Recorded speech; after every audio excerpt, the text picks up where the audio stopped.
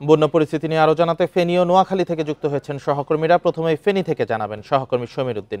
সমীর উদ্দিন, ফেনীতে বন্যা পরিস্থিতির আরো অবনতি হয়েছে কিনা, কি পরিস্থিতি এখনো সেখানে, আর বন্যা দুর্গতরা ঠিকঠাকভাবে ত্রাণ পাচ্ছেন কিনা? প্রিয় নম্বর সেট করে বিকাশে সেন্ড মানি করুন ফ্রি। সমীর, আপনি আশা করি আমাকে শুনতে পাচ্ছেন।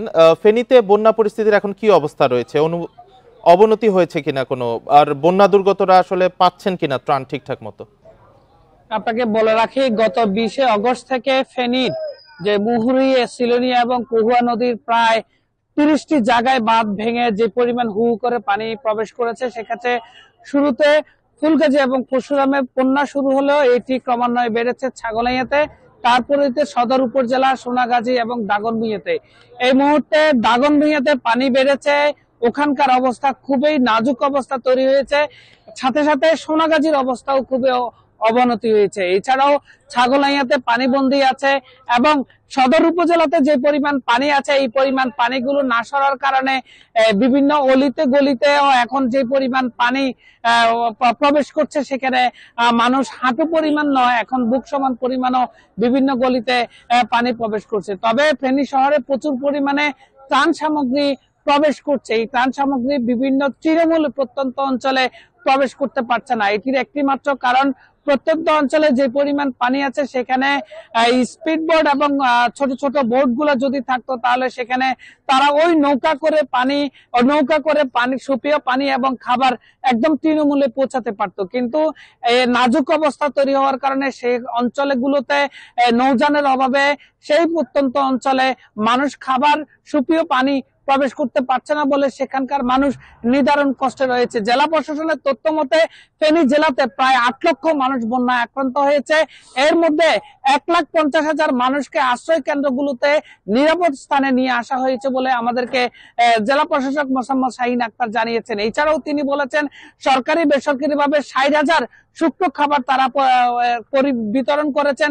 এছাড়াও সশস্ত্র বাহিনী, সেনাবাহিনীর পক্ষ থেকে হেলিকপ্টার যোগে প্রায় 38,000 শুকনো প্যাকেট তারা বিতরণ করতে পেরেছে। এছাড়াও সেনাবাহিনী, নৌ, বিজিবি, কোস্টগার্ড তারা আসলে উদ্ধার অভিযান করছে। তাদের উদ্ধার অভিযান হেলিকপ্টারে করে করতে গিয়ে এই পর্যন্ত প্রায় 50 থেকে 55,000 মানুষকে নিরাপদ আশ্রয় আনতে সক্ষম হয়েছে। এছাড়াও অনেক মানুষ এখন দুর্গম এলাকায় রয়েছে। ফুলগাজী, পরশুরামে পানি কমলেও সেখানে এখন মানুষের খাদ্য এবং সুপেয় পানির অভাব রয়েছে। এই ছিল আমার কাছে ফেনীর বন্যা পরিস্থিতির সর্বশেষ তথ্য।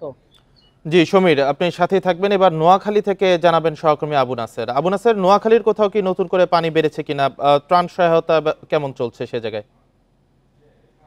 নোয়াখালীতে গত 2 দিন থেকেই আবার ভারী বৃষ্টি হচ্ছে এবং আজকে সকাল থেকেও বৃষ্টি হচ্ছে। গত রাতে মুষলধারে বৃষ্টি হয়েছে, তার আগের রাতেও বৃষ্টি হয়েছে। বৃষ্টির কারণে নোয়াখালীতে বন্যা পরিস্থিতির এখন অবনতি হয়েছে এবং বেশ অবনতি হয়েছে। গতকাল সরকারিভাবে পানি উন্নয়ন বোর্ডে তাদের তথ্য অনুযায়ী দেখিয়েছে, আমাদেরকে তথ্য দিয়েছেন যে এই পর্যন্ত জেলায় 20 মিলিমিটার পানির উচ্চতা বৃদ্ধি পেয়েছে এবং গতকাল আবহাওয়া অফিসও জানিয়েছে যে এখানে প্রায় সারাদিনে 80 মিলিমিটার বৃষ্টিপাত হয়েছে। তো বৃষ্টি এখনো অব্যাহত রয়েছে, রাতে ভারী বৃষ্টি হয়েছে। যতই বৃষ্টি হচ্ছে ততই বন্যা পরিস্থিতির অবনতি হচ্ছে। আমি যদি একটু দেখাই যে এখানে প্রায় জায়গাতে এখন কিন্তু পানি প্রবেশ করেছে, পানির নামার কোনো লক্ষণ নেই, আগের চাইতে পানির উচ্চতা বেড়েছে এবং এখানে এই পরিস্থিতিতে বেশ কিছু এলাকা রয়েছে এখনো যেখানে পানি অনেক বেশি হওয়ার কারণে কোথাও একেবারে মাথার পর্যন্ত পানি রয়েছে, যেখানে প্রবেশে করা যায় না। ওইসব জায়গাতে ত্রাণ সামগ্রী পৌঁছানো কঠিন হয়ে পড়েছে এবং সেসব জায়গাতে যেসব মানুষ পানিবন্দী হয়ে নিজ ঘরের মধ্যে আটকা পড়ে আছেন, ঘরের চৌকির উপর বা চালার উপর, সেখান থেকে তাদেরকে উদ্ধার করে নিয়ে আসা এবং তাদেরকে ত্রাণ সামগ্রী পৌঁছাতে না পারলে, ঔষধ না পৌঁছাতে পারলে বড় ধরনের বিপর্যয় দেখা দেওয়ার সম্ভাবনা রয়েছে। বিশেষ করে অশ্বদিয়া ইউনিয়নের কিল্লাচল, লালানগর, বদরিপুর, আইয়ুবপুর নামে বেশ কয়েকটি এলাকা রয়েছে। আমরা খবর পেয়েছি ওখান থেকে যারা কোনো মতে উদ্ধার হয়ে জেলা শহরের দিকে আসতে পেরেছেন, তারা জানিয়েছেন যে সেখানে ভীষণ কষ্টের মধ্যে অসংখ্য মানুষ রয়েছে, তাদের খোঁজে কেউ নিতে পারছেন না এবং তারা কোনো রকম ত্রাণ সামগ্রী কোনো কিছুই পাচ্ছেন না, এবং এর কারণে তারা একের পর এক অসুস্থ হয়ে পড়ছেন, এবং অসুস্থ যারা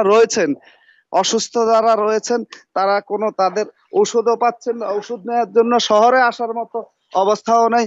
তবে জেলা প্রশাসক এবং বিভিন্ন প্রতিষ্ঠানের পক্ষ থেকে জানানো হয়েছে ইতিমধ্যে নৌযান নিয়ে তারা দুর্গম এলাকায় ত্রাণ সামগ্রী পৌঁছে দেওয়ার চেষ্টায় রয়েছেন।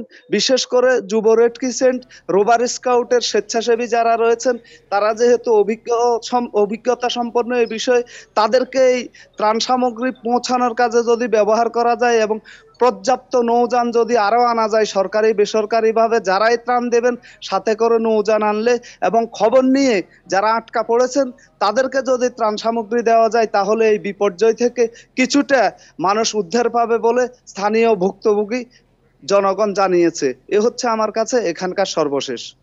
জি, ফেনী ও নোয়াখালী থেকে বন্যা পরিস্থিতির সবশেষ খবর জানাচ্ছিলেন আমাদের সহকর্মীরা।